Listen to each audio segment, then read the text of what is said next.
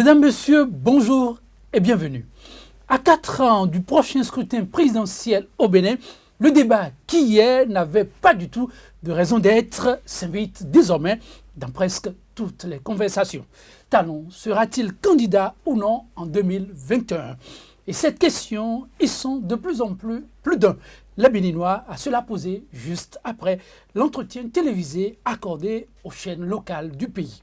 Le chef de l'État y affirme qu'il avisera son probable retour en 2021 pour la quête d'un second mandat présidentiel. Une position réitérée devant le micro de Radio France Internationale, RFI.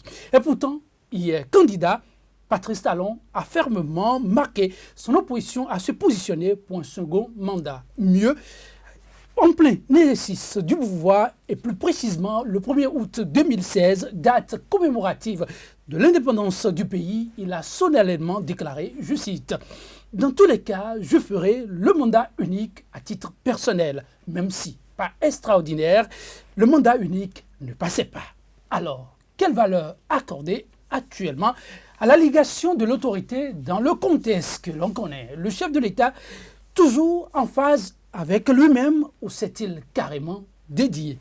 100% Bénin, le numéro du jour se veut juste une analyse et les implications éventuelles de la fameuse boutade qui, à tort ou à raison, fait couler assez d'encre et de salive. Thème principal au menu de l'émission Débat, probable candidature de Patrice Talon en 2021. Pure supercherie ou juste une conséquence directe du rejet de la réforme constitutionnelle. À mes côtés, pour mener le débat du jour avec nous, un éditorialiste et un expert en gouvernance politique. Et je commence par lui. Francis Laleye, c'est son nom. Il est spécialiste des questions de gouvernance politique et électorale. Francis Laleye, bonjour. Bonjour Joël. Comment vous portez? Je vais bien, merci. Ça fait un moment par ici. Oui, c'est vrai. Mais c'est avec plaisir que je vous retrouve. Le plaisir est partagé, la pleine forme aussi au rendez-vous. En face de lui, il a nom Médéric François Gongo, éditorialiste. Il est le directeur de publication du quotidien béninois d'information Actu Express. Médéric François Gongo, bonjour. Bonjour Joël, amis téléspectateurs, téléspectatrices, bonjour. Comment allez-vous? Excellemment bien. Heureux de le savoir. Oui, le projet de révision constitutionnelle ayant été rejeté, le mandat unique n'étant plus d'actualité, en 2021, j'aviserai. Il ne fallait pas plus de la part du chef d'État béninois, Patrice Talon, pour susciter tout un tollé. De part et d'autre, la polémique enfle. D'aucuns ont offert de conclure à une certaine inconstance de l'autorité. Depuis, les réactions s'enchaînent à n'en point finir. Je me retourne vers Francis Laleye. Francis Laleye, le chef de l'État qui de tout temps a donné de la voix, clamé qu'il est au pouvoir pour un mandat unique de 5 ans et qui subitement, après un an d'exercice du pouvoir, affirme par rapport à la même question qu'il avisera. A-t-il fauté? Alors, est-ce qu'il a fauté? En tout cas, je constate qu'il a dit quelque chose et qu'il dit le contraire aujourd'hui. Vous constatez? Je constate, comme tout le monde, qu'il a dit quelque chose qui dit le contraire. Oui, il y a sans doute une faute. S'il ne pas tenir ses engagements, s'il ne pas tenir parole, s'il dit une chose et son contraire après, c'est synonyme de faute, oui. Okay. Ce à quoi on aurait pu s'attendre de sa part, ce à quoi beaucoup s'attendaient de sa part, et je sais qu'il y a beaucoup qui pariaient là-dessus, c'était plutôt qu'il fasse exactement comme il avait dit, quelles que puissent être les suites au niveau de sa tentative de révision constitutionnelle.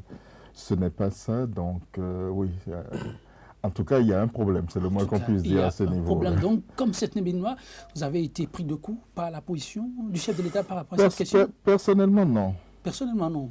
Personnellement, non. Non. Personnellement, non. Personnellement, au risque de me tromper, j'ai dit à ceux qui me demandaient mon avis dessus que j'attendais de voir. Et c'est justement pour ça que je dis que beaucoup pariaient sur sa bonne foi et beaucoup disaient mais non, c'est sûr, il va le faire et tout. Et moi, je disais, j'attends de voir. Vous attendiez de voir. C'était un peu comme la phrase de l'ex-président Gambi Adjamé à qui on posait la question.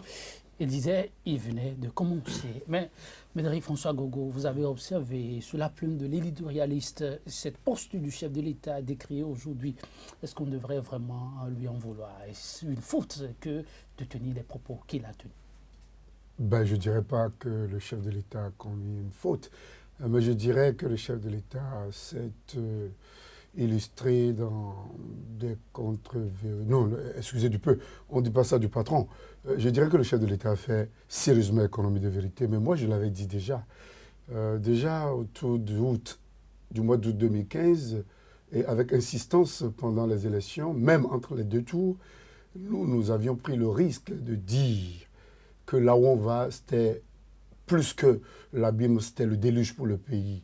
Beaucoup nous prenaient pour des marchands d'illusions, des prophètes de mauvais augure, mais c'est tout simplement notre connaissance du microcosme politique et de l'homme qui nous amenait à anticiper sur les faits, et pas qu'on lui en voulait particulièrement, mais parce qu'on savait que ces méthodes n'étaient pas des meilleures déjà que la ruse s'y était introduite lors de la formation de la coalition de la rupture, déjà que dès la formation du premier gouvernement, on avait constaté que l'homme s'est départi complètement et de l'esprit et de la lettre, de l'accord, de la coalition, de la rupture, déjà que nous avions constaté que dès le départ, où l'homme avait juré mettre au-dessus de tous les autres intérêts, de tous les intérêts, l'intérêt supérieur de la nation, déjà que cette affaire de conteneurs d'argent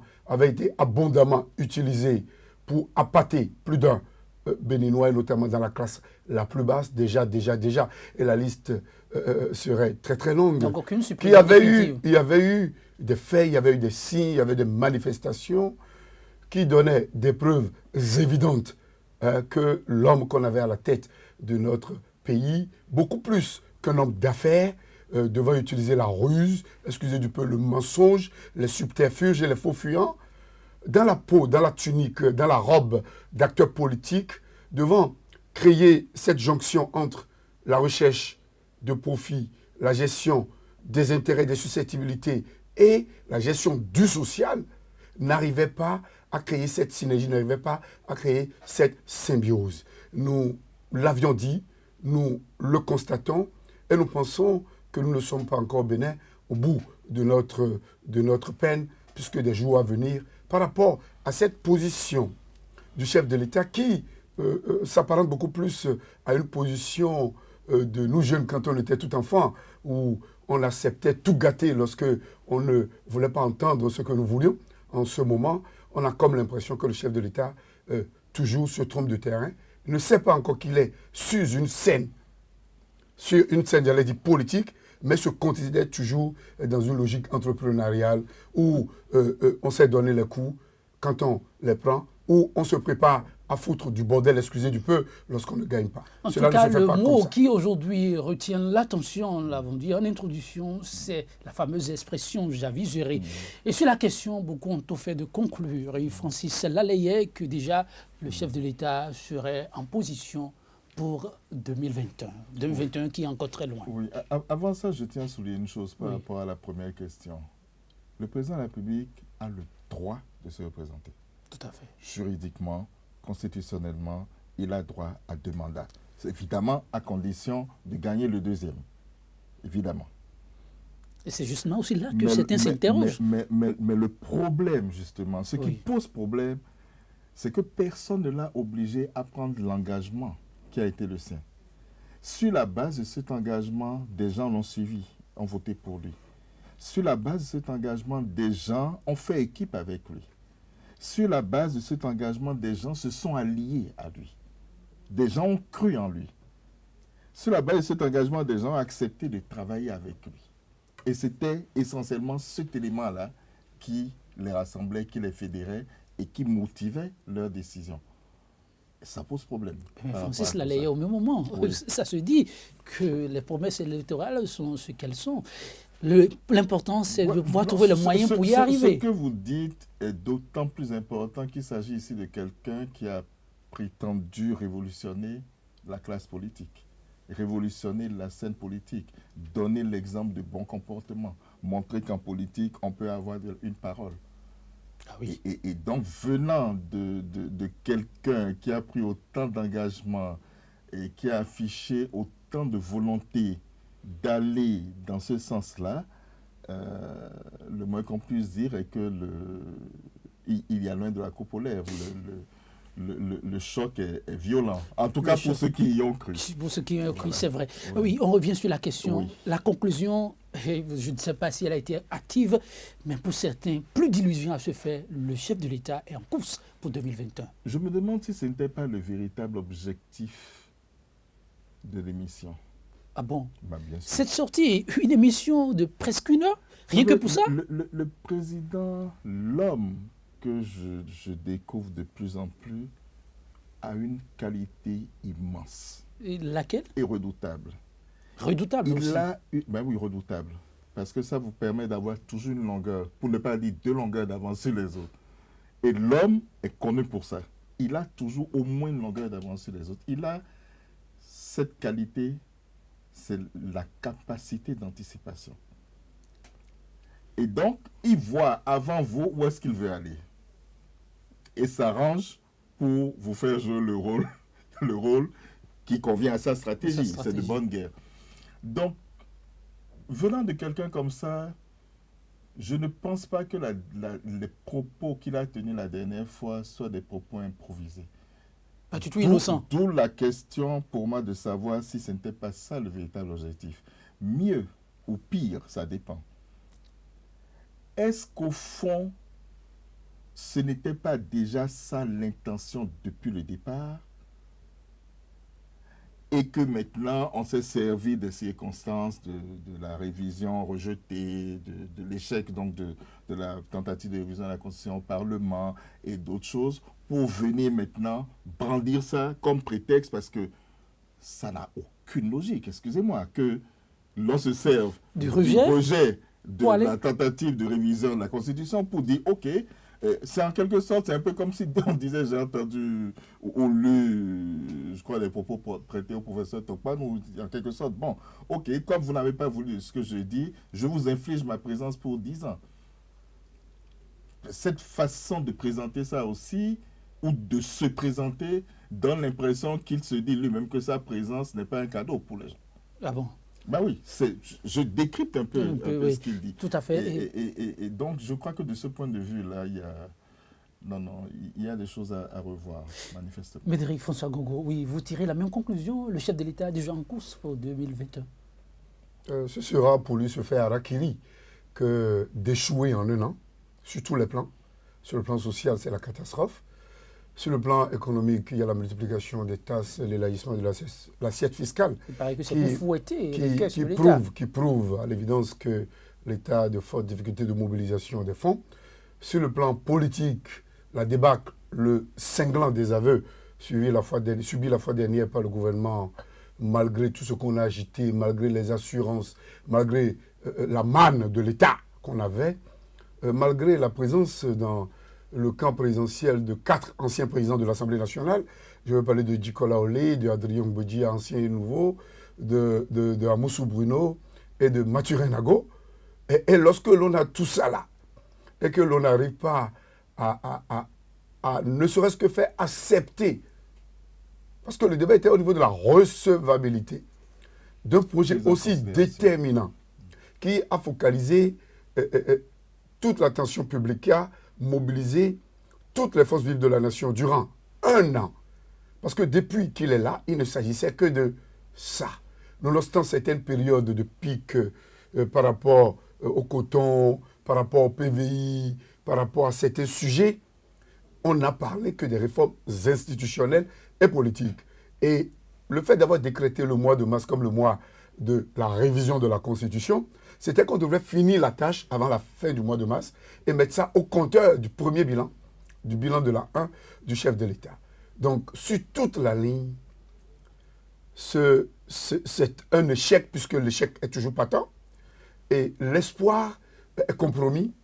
Et le chef de l'État se retrouve dans la peau d'un lion blessé qui, parce que n'ayant pas eu, nonobstant tous les moyens, nonobstant toutes les garanties qu'on lui a données, nonobstant le fait qu'on nous a dit que sans tous les autres, il pouvait se faire élire, il pensait que les 65% pourraient être facilement confondus aux 24% du premier tour. Et à la réalité des événements, il constate que les propos de Oden Aladati ne révélaient que le prolongement des intentions que cela avait, de manière à ce que du Bénin, de nouveau départ, on en était arrivé à la coalition de la rupture, et comme pour mettre tous ceux qui ont contribué à l'arrivée du chef de l'État en veilleuse ou hors du pouvoir, on a créé le Bénin révélé, qui n'a été connu qu'au lancement d'un PAG en grande pompe, en déphasage complet avec les réalités socio-politiques et même économiques de notre pays. On est aujourd'hui face à la réalité. Et ceci, c'est pour préparer le terrain pour 2021 ? Et si le chef de l'État n'arrive pas à réussir la gestion en un an, comme je l'ai dit tout à l'heure, sur tous les plans, et si les 4 ans à venir doivent être perçus comme des années chaudes pour le Bénin, parce qu'il a ouvert, j'allais dire, le front de lutte, tant au niveau du gouvernement, parce que les deux principaux acteurs du gouvernement, je veux parler de Pascal René Koupaki et de Aboulaye Biotchani, ont cru en lui, l'ont beaucoup plus accompagné, parce qu'ils savaient qu'il ne sera pas dans le jeu en 2021. Mais s'il se retrouve aujourd'hui dans le jeu, le problème existe d'abord au sein du gouvernement. En face de lui, il y a éventuellement le virtuel candidat de la coalition présidentialiste à Souboni Yahi. Et il y a c'est qui le virtuel? Le virtuel, bon, ils vont le désigner entre eux. Ils vont le désigner, ça peut être, comment on appelle, Komikoutié. Et comme en face de lui, il y a évidemment celui qui l'a fait. Celui que beaucoup présentent aujourd'hui comme pour avoir été le deuxième, mais que les institutions, on l'accepte, on n'en discute pas puisqu'il n'y a pas eu de contentieux à ce niveau, nous ont présenté comme le troisième qui s'est investi pour lui et qui finalement s'est retrouvé dans sa ligne de mire dès les premiers mois de sa gestion. Il se voit aujourd'hui comme dans un étau, il se voit aujourd'hui coincé sous des faisceaux convergents d'intérêts qu'il a réussi à unir. Il a réussi à unir aujourd'hui le président, peut-être le président Boni Yahi et le président Sébastien Javier. Il réussira à unir beaucoup qui étaient dans des camps divers hier.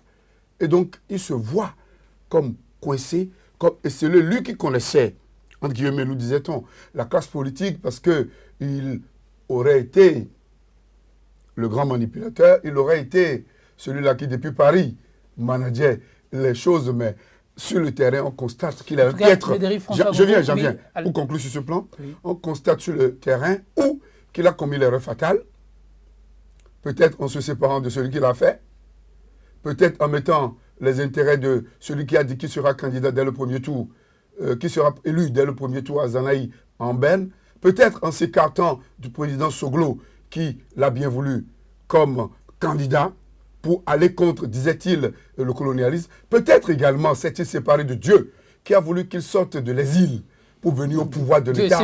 Peut-être qu'il s'est séparé du peuple qui a cru en lui et qui aujourd'hui se retrouve au creux de la vague. Je crois à cette hypothèse parce que le cas Patrice Talon, vous m'excusez pas le président, le cas individu Patrice Talon échappe à tout contrôle d'analyste, de sociologue, d'ethnologue. Mais à l'épreuve des événements, nous constatons que nous avons un personnage atypique qui a excellé dans le domaine des affaires, moi je ne dirais pas économique, je parlerai des affaires, mais qui peine à cerner les contours du terrain politique sur lequel il se retrouve. En tout cas, il a annoncé les couleurs, Médéric François Ngogo et Francis Lahaye. Avant de revenir sur sa nouvelle posture, sa vision des choses avec le signal qui lui aurait été donné depuis le Parlement, Francis Lahaye, Médéric le disait un peu dans son intervention tout à l'heure, cette posture, la nouvelle du chef de l'État, compromet-elle la vision et les ambitions légitimes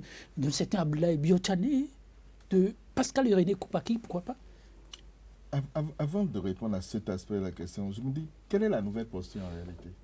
Ce qu'il y a de nouveau, c'est le fait qu'il ait annoncé Oui, vous, sa apparemment, vous candidature. étiez... Parce que Oui, il nous dit au cours de cette interview, en substance, qu'il fera désormais de la politique. oui.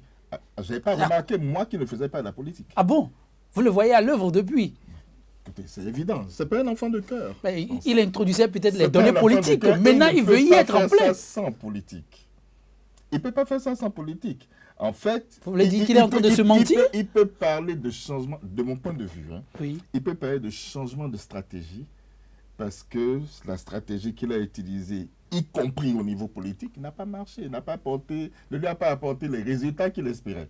Et donc, il change de stratégie. Mais il est en politique, il fait de la politique depuis, et ça, c'est pas nouveau. Donc maintenant, sur la question... Oui. L'avenir de cet humble Biotchané.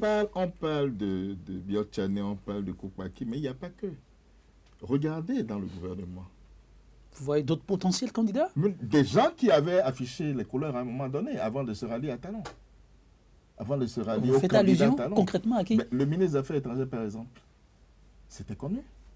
Même à Zanaï, à un moment donné, on avait bien le sentiment qu'il avait des intentions.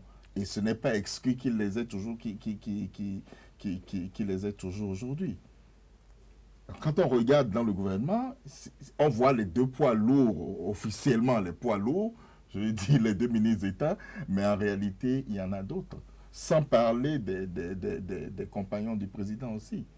C'est-à-dire que tous ceux qui ont cru en cette histoire de « je ne ferai qu'un seul mandat, quel que soit le cas de figure », pour résumer, tous ceux qui y ont cru, tous ceux qui se sont investis à ses côtés, motivés par cet espoir-là. Joseph Djokbeno n'avait pas d'intention. Il était bien candidat potentiel. Jusqu'au moment où le président Talon lui-même est rentré dans la danse. Donc, si on continue dans le gouvernement, on pourrait en trouver d'autres. Hein. Je m'arrête là, mais on pourrait en trouver d'autres. Donc, on est quoi? On est à 4 ou 5 là déjà. Oui, tout à fait. Bon. Donc, tous ceux qui, même si en raison de leur rapport aujourd'hui et du rapport de force aussi, aujourd'hui, ils ne peuvent pas l'exprimer, il est clair que dans leur fort intérieur, ils doivent se poser des questions sur leur propre stratégie, sur ce qu'ils feront. Donc, ça, disons que cette nouvelle posture pour la partie que je considère comme nouvelle, Oui. la pré-candidature ou la candidature annoncée, et encore, même ça peut être encore une question de stratégie chez le président. Stratégie? Ouais. À quelle fin? Mais justement, c'est ça qui est difficile à trouver. À quelle fin c'est difficile à trouver? Parce que jusque-là, on a le sentiment que lorsqu'il nous oriente sur une piste, il est ailleurs. Donc. Mais il faut dire que cette question a motivé d'autres acteurs politiques, pas des moindres. On parlera du parti Arc-en-Ciel, PRD. On a entendu le leader dire toute l'adhésion du parti désormais aux initiatives du chef de l'État, parce que voilà un homme qui est venu et qui a clamé n'être là que pour un mandat. Un coup dur aussi peut-être de ce côté? Oui, encore que bon, le PRD n'a toujours pas de candidat annoncé ou potentiel suffisamment crédible au jour d'aujourd'hui. Mais il a 4 ans devant lui. Mais le fait est que, d'une façon générale, oui, tous ceux qui ont cru en cette promesse du chef de l'État, du candidat, renouvelé par le chef de l'État en exercice, tous ceux qui y ont cru, tous ceux qui se sont engagés à ses côtés sur cette base-là, ils ont quand même des problèmes aujourd'hui. Selon leur proximité avec le pouvoir, ils l'exprimeront plus ou moins. J'imagine que pour la plupart, ils ne l'exprimeront pas. Mais les conséquences de cela, vous pouvez les avoir beaucoup plus tard. Mais c'est aujourd'hui que ça aura commencé. Enfin, je veux dire depuis samedi dernier que ça aura commencé.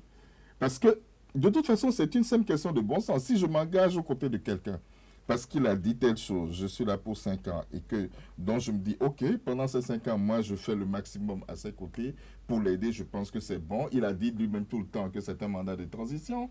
On nous a répété ça encore tout le temps jusqu'à son entretien avec la presse, là.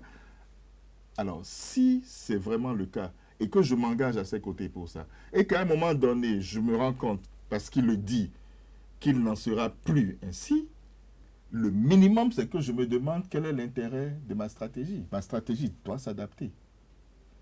Alors, de deux choses l'une, où je tais complètement mes ambitions en disant, OK, je reste avec lui simplement, je ne bouge plus, je n'ai plus d'existence. Ou bien au contraire, je dis, mais non, moi, je veux pouvoir atteindre mes objectifs. Et à ce niveau-là, la stratégie, ça pourrait être, OK, je reste avec lui parce que pour le moment, il est trop fort et je ne peux pas faire autrement, mais j'attends le bon moment pour quitter. Ah oui, donc les prochains jours réservent sans doute beaucoup de surprises au Bénin. Oui, Patrice Talon, dans l'arène politique, pour certains observateurs comme Francis Lalaye, c'était depuis la prise du pouvoir. Mais officiellement, l'homme vient de le marteler. Il va falloir faire avec. Maître François Gogo, qu'est-ce que cette nouvelle donne de ce point de vue pourrait induire? Il a officiellement clamé. Désormais, il va falloir faire avec lui dans l'arène politique. Le changement, la mutation dans les propos, les faits, les gestes du chef de l'État pose l'épineux problème de l'éthique et de la morale. Je ne parlerai pas en politique, sinon ce serait limitatif, je parlerai dans l'espace public. Quel sens donner à la parole donnée? Quelle valeur donner à la parole donnée? Tout au long du parcours du président de la République, depuis août, suite à son intervention télévisée à Paris, où il avait manifesté l'intention, à peine voilée, d'être candidat, dès son arrivée, pendant la campagne, au premier tour comme au deuxième tour, et maintenant, face à la réalité, on a constaté que le chef de l'État brille éloquemment dans ce que d'aucuns appelleraient sous d'autres cieux, dans les mensonges d'État. Sous d'autres cieux, ça coûte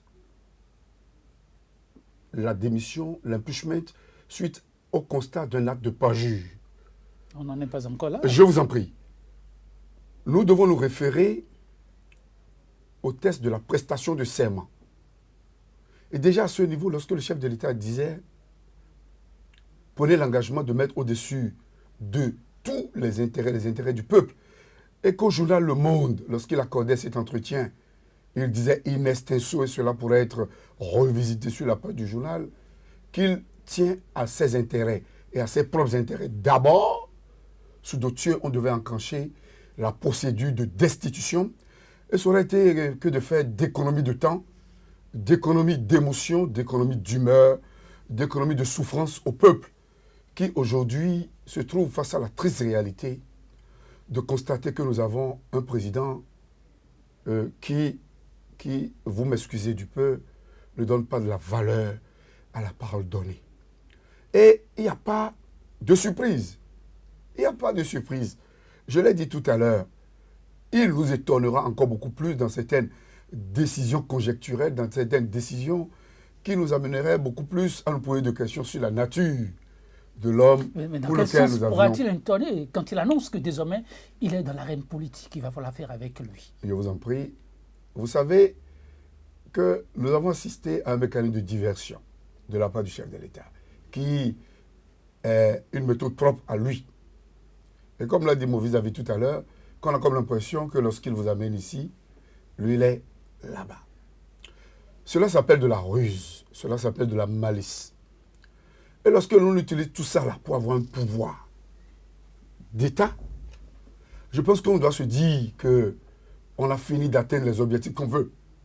Et que maintenant, il faille mettre une forte dose de politique, donc d'éthique et de morale, donc du respect des engagements. C'est très très important. On ne peut pas s'en passer. Si on ne le fait pas, c'est tout comme si l'habitude de tenir une seconde nature, c'est tout comme si cela nous colle à la peau et comme si c'était inscrit sur notre gène ou comme c'était chromosomique à nous. Mais je me refuse d'accepter, de condamner très vite ce joyau auquel nous avons tous cru, ou en qui nous avions tous cru, en qui nous avions placé notre confiance, pour rejeter le tort, comme nous avons l'habitude de le faire, sur l'entourage. Parce qu'un chef peut être faible. Un chef peut être mauvais. Mais un chef a des personnalités, a des cadres, a des éminences qui doivent l'obliger à performer. Parce que si on vous choisit comme chef, c'est supposé que vous êtes le meilleur de tous en ce moment. Vous pouvez être meilleur tout personné, individuellement, mais vous pouvez être également meilleur dans une équipe. C'est-à-dire la conjonction des efforts, la conjonction des éminences grises, la conjonction des actes, des contributions de tous ceux-là qui sont autour de vous devraient vous La fameuse expression du chef de l'État peut-être mal accompagnée, je ne sais pas, Francis Laleye. Donc je résumerai. Est-ce qu'on y est? Oui. Je résumerai sur ce point. Je me résumerai en disant tout simplement que sous notre cieux, Aboulaye Biotchane et Pascal René Koupaki, s'ils étaient en plein dans la politique, devraient démissionner.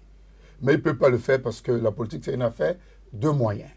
Et le fait qu'ils sont aujourd'hui dans le gouvernement, au pouvoir, cela va leur permettre d'utiliser le temps qui nous sépare des prochaines élections, de positionner leur cadre, de se faire des moyens comme cela se fait sous notre pic parce qu'il n'y a pas encore un mécanisme adéquat de financement des partis politiques.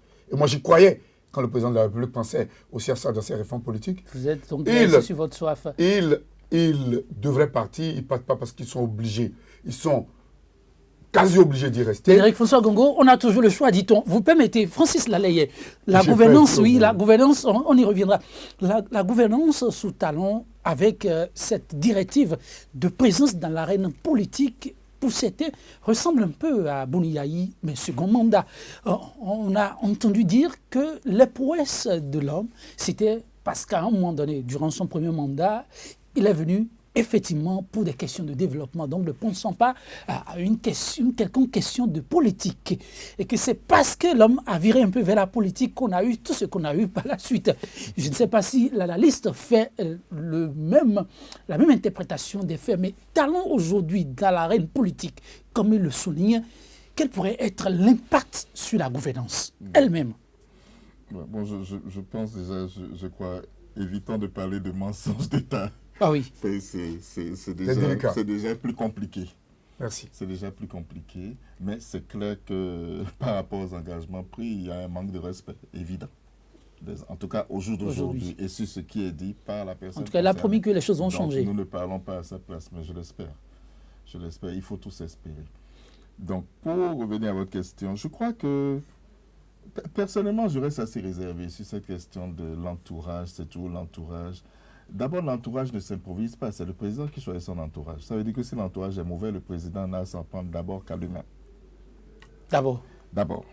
Ensuite, j'avais dit tout au début du premier mandat du président Yayi, à l'occasion, j'avais dit que l'un des grands défis pour lui, et c'est valable pour son successeur comme pour ceux qui vont venir demain, l'un des grands défis, c'est en fait d'être capable de faire le tri dans son entourage. Puisqu'il y a comme une espèce de tradition, c'est que lorsque les gens arrivent à ce niveau, il y a un certain nombre de choses qui se passent. Et qu'il y en a finalement peu qui arrivent à rester fidèles à une certaine éthique, peu qui arrivent à rester à la hauteur de la mission qui est la leur. Eh bien, il appartient au chef de l'État, pour ne pas être mal entouré, d'être capable de faire le tri et de faire le ménage à l'occasion. De ne pas attendre que ce soit l'opinion qui a envie de faire le ménage pour lui, mais qu'il soit lui-même en mesure de faire le ménage. Ça veut dire qu'il doit avoir l'œil sur ses collaborateurs.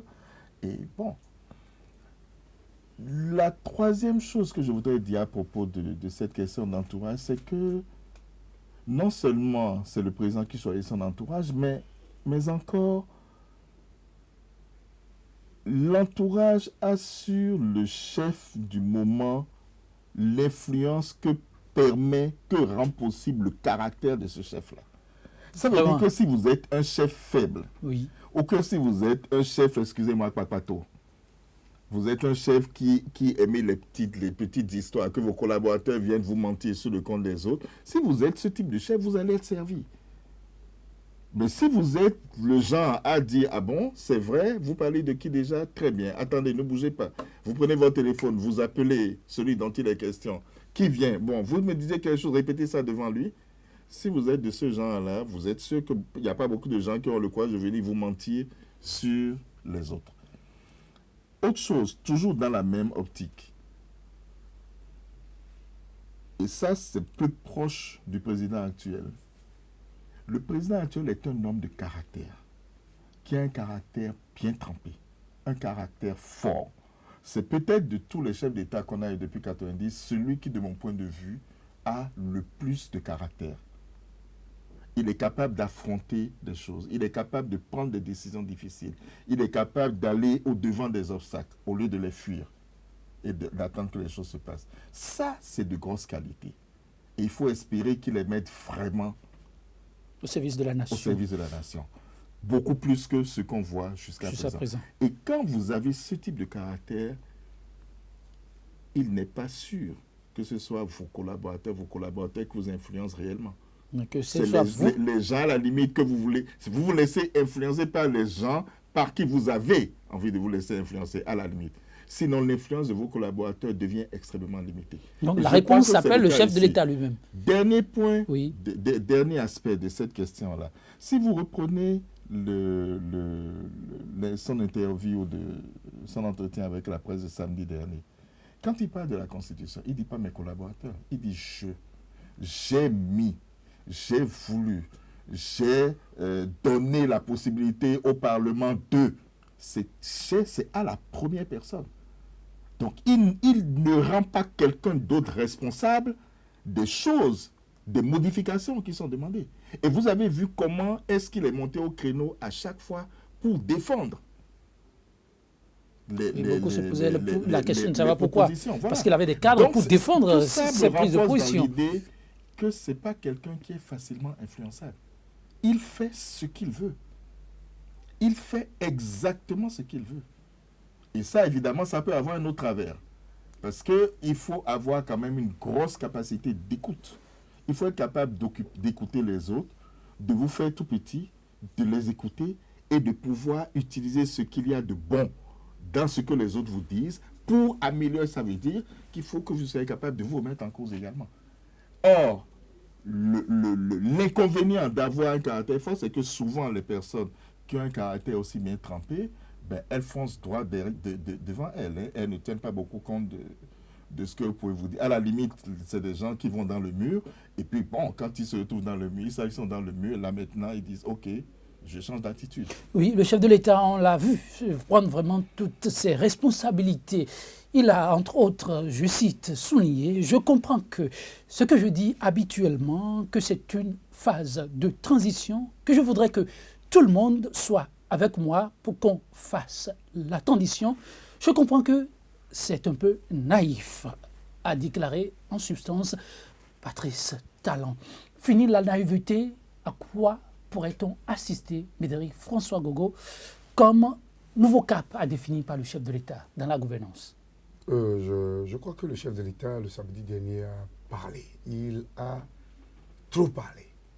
Et non, sur ce point précis. Oui, j'en viens. Il a parlé, il a trop parlé.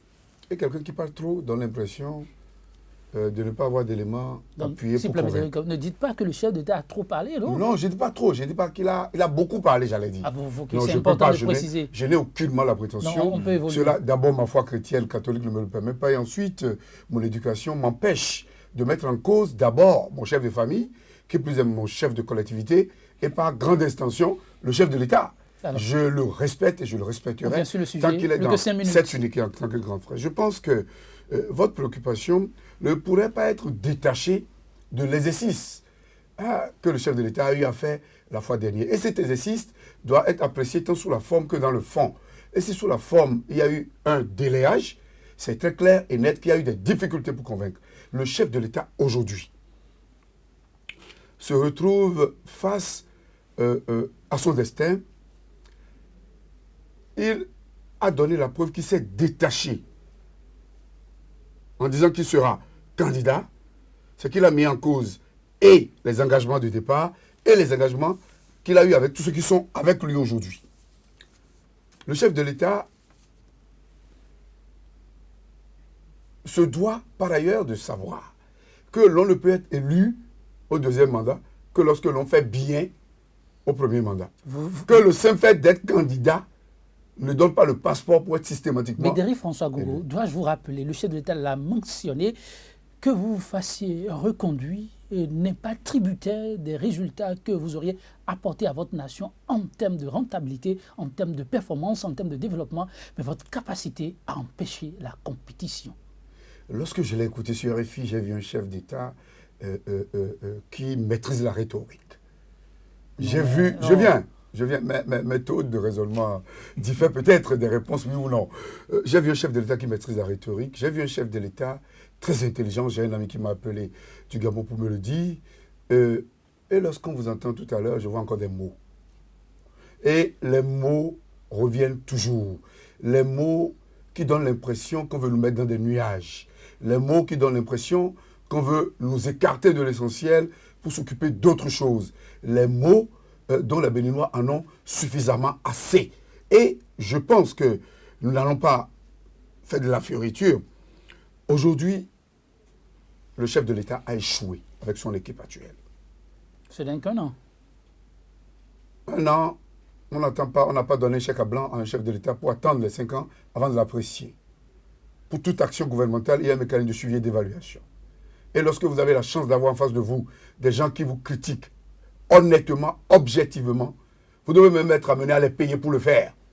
Et non à ne chercher qu'à avoir des laudateurs, des griots, des strapontins qui sont là pour vous caresser dans le sens du poil, pour participer au partage du gâteau national. Juste 2 minutes, je vais vous poser rapidement une question. Vous avez conclu là-dessus et je retourne la parole à Francis avant d'y mettre un thème. Je reviens sur l'une des phrases du chef de l'État très rapidement. Je dois noter politiquement, il y a des gens qui veulent accompagner mon nation et il y a des gens qui politiquement ne veulent pas le faire. La bataille politique s'annonce-t-elle rude pour les jours à venir? Évidemment rude. Parce qu'aujourd'hui, ceux qui sont avec le chef de l'État n'étaient pas ceux qui sont, pour la plupart, avec lui lorsqu'il a gagné. Lui-même, il a voulu que cela en soit ainsi. Lui-même, il a voulu changer les paradigmes. Lui-même, il a voulu faire sauter les soubassements de l'esprit de la coalition de la rupture. Et je pense que nul ne peut se prévaloir de sa propre turpitude. Les changements politiques, nous allons les subir. Et ce n'est pas forcément pour son bonheur. Ça sera forcément, inéluctablement, à son détriment.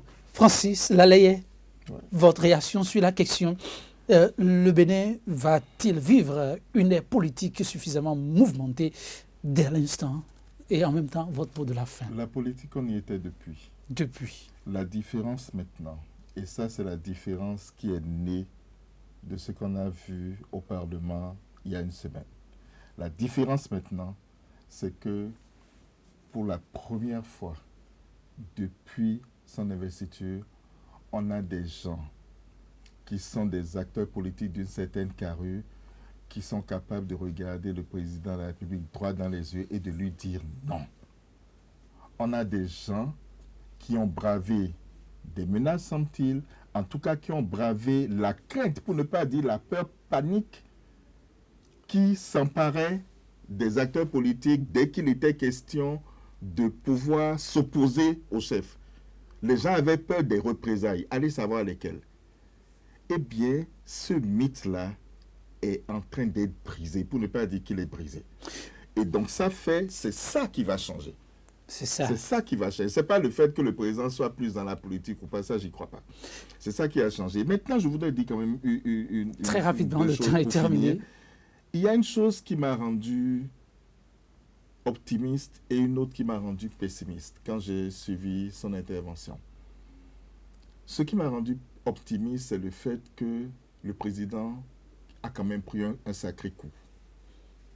Ce qui m'a rendu pessimiste? Il a pris un coup et l'avantage, c'est que ça pourrait le rendre plus réaliste. Mais ce qui me rend pessimiste, c'est que derrière la lecture qu'il fait du vote parlementaire, c'est simplement qu'il y a des mains invisibles, comme il disait, ou visibles, je ne sais pas trop, et qu'il y a de la politique derrière. Mais au-delà de la politique, toutes les récriminations des populations, depuis qu'on parlait de cette histoire de constitution, depuis que le texte est apparu, mais on en fait quoi? On a l'impression que tout ça, on a l'impression que le peuple était totalement d'accord, totalement, à part une petite partie manipulée par quelques politiciens, et que ces politiciens ont réussi à bloquer les choses au Parlement. Ça, je trouve ça inquiétant parce que ne pas comprendre jusqu'à présent qu'il y a eu, je vais dire peut-être pour finir dessus, quand vous avez un projet de constitution, de révision, qui divise les populations au lieu de les rassembler, qui inquiète les populations au lieu de les rassurer, le sort qu'on a vu le projet défunt avoir, c'est le type de sort auquel il faut s'attendre. Donc la question n'est pas de dire il y a des mains politiques, on est en politique. On ne peut pas... Francis Laleye, merci Médéric. François Gongo, merci mesdames, messieurs, vous l'avez compris. Le temps sur certains sujets est toujours insuffisant. Merci pour avoir été une fois encore en notre compagnie. 100% Bénin, c'est totalement fini. Mais passons cette citation du grand pédagogue français Jean-Baptiste Blanchard, je cite, « Qui aime sa réputation doit aimer à tenir sa parole. La qualité d'honnête homme impose ce devoir. Il se fait une loi de tenir ce qu'il a promis, même les choses les plus légères. Autrement, il ne pourra s'en prendre qu'à lui-même. » Mesdames, Messieurs, merci pour l'attention. À très vite.